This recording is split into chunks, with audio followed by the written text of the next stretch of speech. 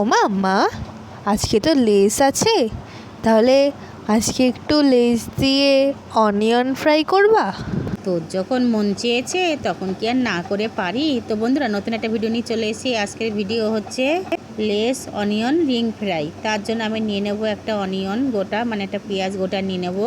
তো সেটাকে কেটে রিং রিং করে নেবো, রিংগুলো বের করে নেবো, রিংগুলো বের করে নেবো। নেওয়ার পরে আমি বেসন নিয়ে নেবো, একটা ব্যাটার করব।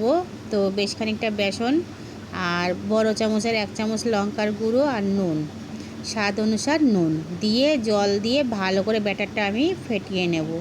তো ব্যাটারটা ভালো করে একটু মোটা মোটা টাইপের হবে, খুব একটা পাতলাও না, খুব একটা ঘনও না, মিডিয়াম ব্যাটারটা হবে।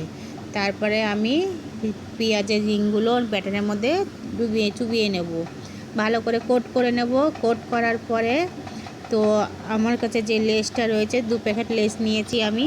তো এই লেসের মধ্যে ভালো করে আবার এটাকে কোট করে নেব। নিয়ে তো তেলে ডিপ ফ্রাই হবে, লাল লাল একদম হবে, তবে মুচমুচে হবে।